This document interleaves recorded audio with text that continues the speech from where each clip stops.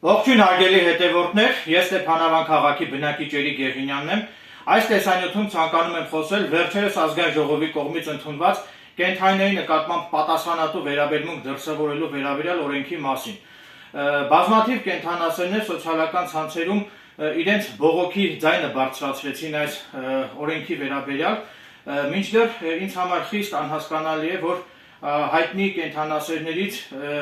ինչու է միայն Հրանտ Դավոյանը կողմ այս օրենքի ընդունմանը, մինչդեռ բազմաթիվ կենդանասերներ արդարացիորեն քննադատում են այս օրենքի մի քանի վիճահարույց դրույթներ, ասեմ, որ այս օրենքը իր մեջ պարունակում է բազմաթիվ խնդրահարույց դրույթներ, որոնք կարիք ունեն հստակեցման, նաև նշեմ, որ ամեն օր բազմաթիվ կենդանասերներ զանգահարում են ինձ եւ ինձնից իրավաբանական խորհրդատվություն են ակնկալում, թե ինչպես կարելի է վարվել այս նման իրավիճակում, որպեսզի այս օրենքը չեղարկվի։ Ուրեմն մեկընդմիշտ ցանկանում եմ բոլոր կենդանասերներին պարզաբանել, որ ես փաստաբան չեմ հանդիսանում, միայն կարող եմ խորհուրդ տալ, թե ինչպես կարելի է վարվել այս իրավիճակում, մասնավորապես դուք կարող եք կենդանասերներով համախմբվել, փաստաբան վարձել, ովքեր որ հմտացած է սահմանադրական դատարանում գործեր վարելու մեջ, այսինքն անհրաժեշտ է դիմել սահմանադրական դատարան, ազգային ժողովի կողմից վերջերս ընդունված օրենքի այդ խնդրահարույց դրույթների սահմանադրությանը համապատասխանելը վիճարկելու պահանջով։ Այսինքն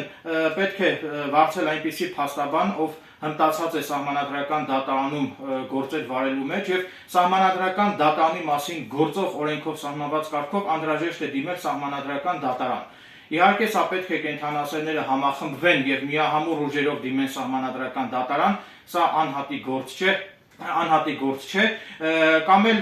հուշեմ, թե ինչպես այլընտրանքային տարբերակ հուշեմ, թե ինչպես կարող եք վարվել այս դեպքում,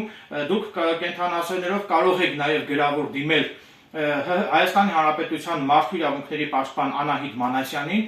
որովհետև սահմանադրության համաձայն մարդու իրավունքների պաշտպանը նույնպես օրենքով իրավասու է դիմել սահմանադրական դատարան այս կամ այն օրենքի սահմանադրությանը համապատասխանելու հարցը որոշելու պահանջով։ Նաև անհրաժեշտ է սահմանադրական դատարան դիմելու համար վճարել օրենքով սահմանված պետական տուրքի գումարները։ Եթե սահմանադրական դատարանը հակասահմանադրական ճանաչի ազգային ժողովի կողմից ընդունված կենդանիների նկատմամբ պատասխանատու վերաբերմունք դրսևորելու մասին այդ օրենքի մի շարք խնդրահարույց դրույթներ, ապա այդ օրենքը կդադարի գոյություն ունենալ։ Իսկ եթե սահմանադրական դատարանը մերժի ձեր խնդրանքը, ապա դուք նման պարագայում կարող եք արդեն գանգատ ներկայացնել մարդու իրավունքների եվրոպական դատարան։ Այսքանն է ուզում կիսվել իմ հետևորդների եւ հանրության հետ, եւ խնդրում եմ այլևս նման հարցով, այսինքն սահմանադրական դատարան դիմելու հարցով ինձ չդիմել, քանի որ ես չեմ կարող այս հարցով դիմել սահմանադրական դատարան, պարզապես իմ պարտքն եմ համարում ձեզ հուշել, թե ինչպես կարելի է վարվել այս իրավիճակում, որպեսզի այդ օրենքը կենդանիների նկատմամբ պատասխանատու վերաբերմունք դրսևորելու մասին այդ օրենքը ճանաչվի ուժը կորցրած կամ ճանաչվի հակասահմանադրական։